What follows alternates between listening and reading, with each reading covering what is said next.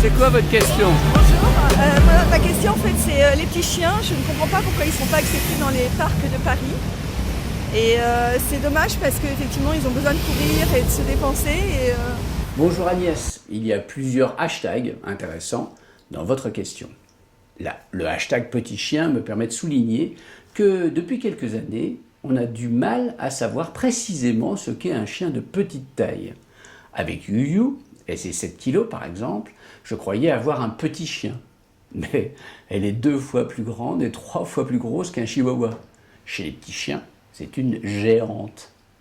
Dans les 4 types morphologiques canins, il y a des chiens miniatures, ceux qui ressemblent bien à la Mayou, ressemblent aux loups, les lupoïdes, sont représentés par les spitz nains. Les chiens de chasse à oreilles tombantes, les bracoïdes, sont par exemple représentés par les cavaliers King Charles, les molosses par les carlins, ou les lévriers par le lévrier de cour italien.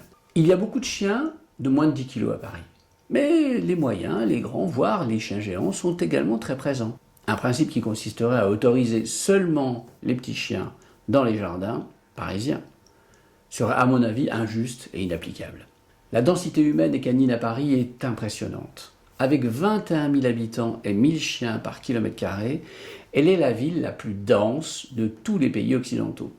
Une densité qui ne permet pas toujours d'autoriser les chiens dans certains jardins, car avec le passage de plusieurs centaines de chiens par jour, un espace vert se transforme rapidement en espace de terre. Paris est plutôt une ville accueillante pour les petits chiens bien éduqués. Il est facile d'aller au restaurant et au café avec son compagnon. Il est possible de prendre le métro avec un matériel adapté.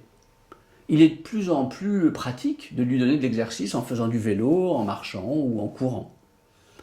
Les 2 bois de Paris, qui s'étendent sur plusieurs centaines d'hectares, permettent aussi de faire des magnifiques promenades. Évidemment, la vision confortable qui consiste à déplacer son chien rapidement en voiture pour le lâcher dans un parc clôturé en s'asseyant sur un banc n'est pas vraiment la mienne.